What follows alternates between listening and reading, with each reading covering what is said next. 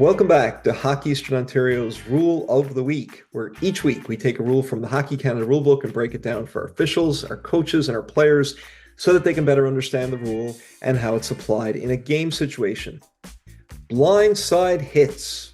Do you know what they are? Do you know what the penalty is for a blindside hit? And more importantly, do you know what angle a player has to hit another player at for it to be a blindside hit?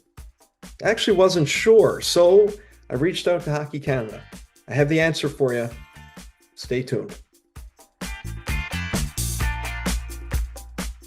So this week, we're going to talk a little bit about blindside hits. But before we get started, just a quick reminder, if you like this video, if you like the content on this channel, please go ahead and hit the like button and subscribe. That'll give you access to all of the content when it's released each week here on the Rule of the Week series during the hockey season. With that being said, let's talk a little bit about blindside hits. We're going to start with the definition. A blindside hit is defined under Rule 7.4a, Note 1. A blindside hit will be defined as an open ice body check that is delivered from an angle of approach outside a 90-degree peripheral point of view of a vulnerable opponent, whether or not the player has the puck. Should an open ice body check be delivered from within a 90-degree angle of approach and the check is otherwise legal in all other aspects, then no penalty would be assessed. So a 90-degree angle peripheral point of view, does that make sense?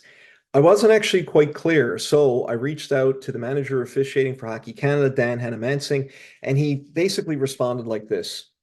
The human field of vision is somewhat wider than 90 degrees. On the other hand, we aren't expecting a player in possession of the puck to truly be aware of the entirety of their field of vision. In practice, there's a bit of a sliding scale for how obtuse the angle of approach is versus how quickly the offending player is approaching. If a player is approaching at a high rate of speed, there's going to be less allowance for their angle of approach. So let's take a look at what is meant by this. So if we imagine the person here is staring out, what we mean by 90 degrees is not 90 degrees on each side. So we're not thinking that they should be able to see people right in this field of vision along the 180-degree line. We're talking about in here. If a hit is laid and is otherwise considered a legal body check in open ice, and it's within this range, there is no blindside hit, okay? The challenge is when you come outside of this area, anywhere in here or anywhere in here. Obviously, the referee has some judgment that they can use here, and the speed at which the offending player is moving towards this player will have a role to play in whether or not there's a penalty that should be called or not. This really comes down to referee judgment. When we look at this from a player's perspective, this is just kind of another view of it. Keep in mind that we're talking about in the white lines in here. In between here, this would all be a legal hit. The challenge is when you're outside of that area, either in here or over here. The question is then, is it a blindside hit? It really depends on the speed of the player, but referees get to use their judgment on this as well, depending on whether or not they think the player was truly blindsided. What's important to note is that the blind side is dependent on the angle at which the player's head is facing. So in this view here, the player is facing forward, their head is facing up. Let's assume that their head was turned the opposite direction, so they're turned behind them, waiting for a pass to come up the ice. Now we're using that head position, their head position, not their body position, to determine their normal field of vision. So that's the key. So let's say we've called the blindside hit. What penalty is that under? Well, it's actually under charging, and the only time when we wouldn't call it as a charging penalty is if the blindside hit actually lays head contact as well. The head contact penalty would supersede charging. But let's take a quick look at what we mean for charging. Rule 7.4 charging. Charging is when a player jumps to check an opponent, builds up speed by taking 2 or more strides immediately prior to making contact, travels an excessive distance with the sole purpose of delivering such a hit, violently and unnecessarily checks an opponent in any manner, or, the one that's most important for us, delivers a body check to an opponent's blind side. So what we're saying here is that even if none of the other criteria for charging are met, if that hit is laid open ice outside of that 90-degree angle, that peripheral point of view of the player, then we are going to call a charging penalty. But we're calling the charging penalty because it is a blindside hit, even though all other aspects of that hit could be legal. Okay, it's really important to point out. Now let's show you a few examples of what that looks like in a game situation. In this video, I want you to notice the position of the player's head as he takes the hit.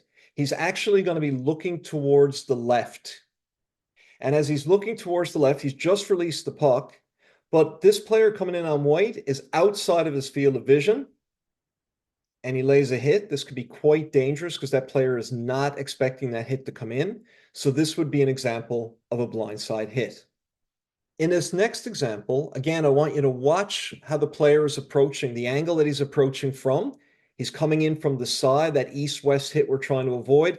And even though the player just turns at the last second, he wouldn't have enough time to react. So this is considered a blindside hit. Just because the player is turning and might see that player from Vancouver coming in at the last second, that doesn't mean he has the ability to dodge or move away from that hit. It's a dangerous situation. This would be a penalty for a blindside hit as well. In this third situation, again, you can see the player coming in on red.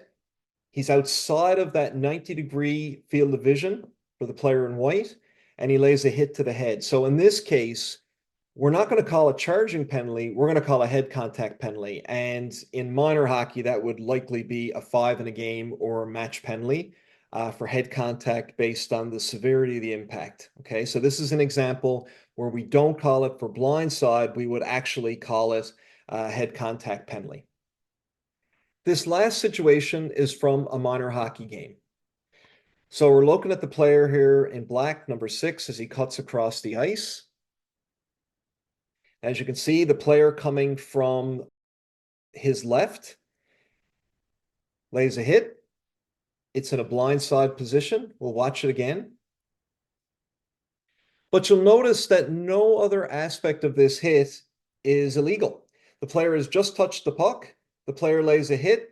This is a body contact game, but it's his angle of approach that's problematic. So this would be a minor penalty for charging because of a blindside hit. There was no injury on this play, so there wouldn't be a need to call 5 in a game or a match penalty based on what we can see on that video.